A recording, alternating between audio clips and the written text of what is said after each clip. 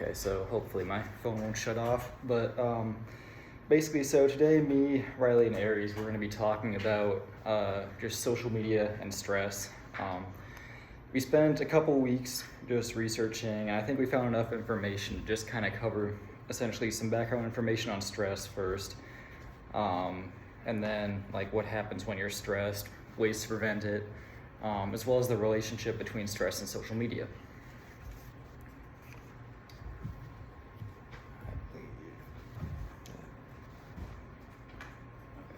So basically just some background information here. Stress is a normal human reaction to our surroundings. It happens to everyone. You are naturally designed, like anatomically, to adapt to it and experience it. It's not always a bad thing. It actually can be positive, in some cases helping us to stay alert and motivated. The body's reaction to stress can also just generally help us to adapt to new situations. So what happens when you're stressed? Like I said earlier, stress is normal.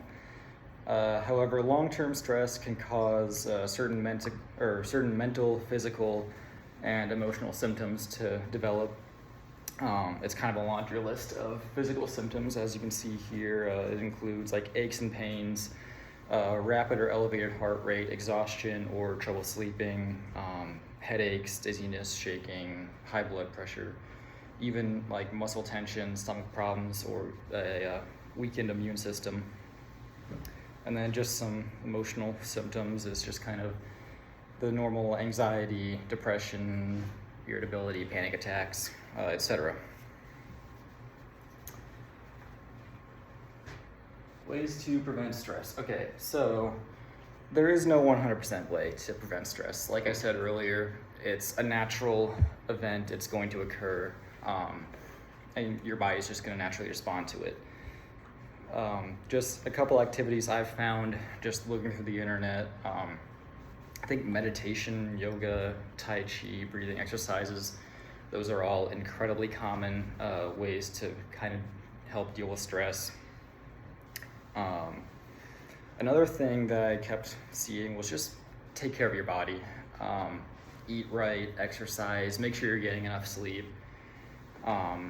Taking care of yourself can actually just, in and of itself, have a tremendous effect on your ability to cope with stress. And then try to stay positive.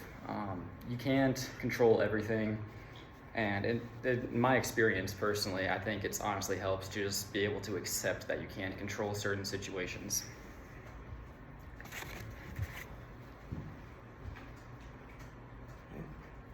Did I skip? Okay, never mind. Where the fuck? Oh, never mind. Well, Aries' slide is not showing up for whatever reason. Well, that is odd.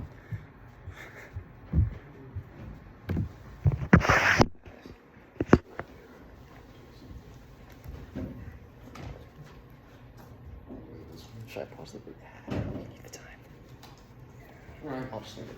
Don't worry about it. It's fine, yeah. Alright, if you just want to read off the computer, just go for it. So, yeah, I mean, how many times have we found ourselves, like all of us, like going onto our phones, scrolling for like minutes or even hours on end, and at the end of that feeling, this inexplicable feeling of dread or just guilt that consumes us.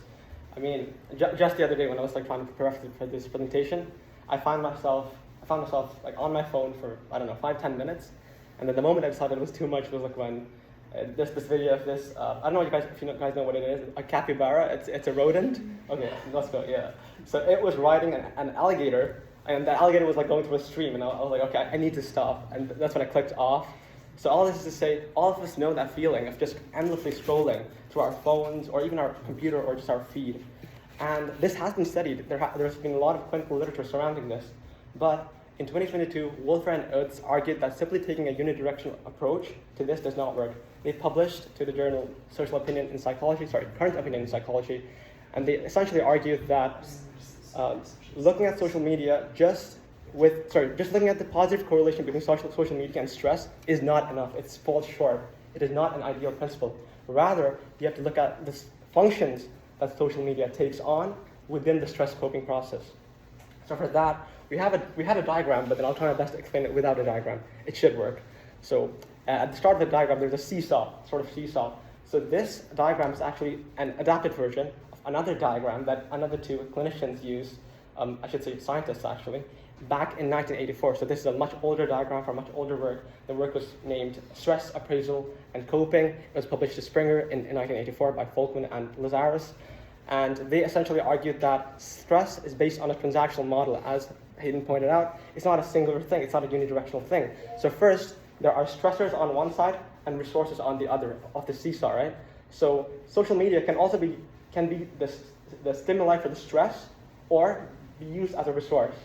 So the moment stress occurs is when that balance is tipped to the unfavorable side, which is the stressful side, not the resourceful side. So the use of social media as a resource is being dampened by the use of social media as a stress, right? As stress, sorry. This might be due to the news that you see on social media, or maybe feelings of guilt, or just excessive amount of time spent on social media. So then once this balance is tipped over, they argue that you go to a second appraisal, a second evaluation of your status. So what you do here is the most pivotal stage.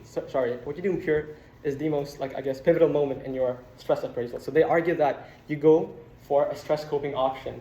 So here is where you choose your stress coping option. Is it social media? Is it food? Is it this? Is it that? So they argue that when you choose social media, the one fault you make is you think that it is beneficial. So the way you choose your stress coping option is more important actually. So let me go over that. So the way you look at it is you'll look at beneficial coping outcomes and detrimental coping outcomes. So in the short term, social media might be a beneficial coping outcome because it lets you escape from the moment and lets you go onto your phone and check, your social media, your feed, whatever. But in the long term, it has been shown that excessive use of social media, that act of actually scrolling and not consuming the content, but just being, engaged by the act of scrolling is detrimental to you and is stressful to you. So the key mistake we made, they claim, is we think that in the long term as well, we're benefiting from this act of scrolling, but then the scrolling stimulus acts as a short-term relief, not as a long-term one. So this tree that branches out, that goes beneficial coping outcomes and detrimental.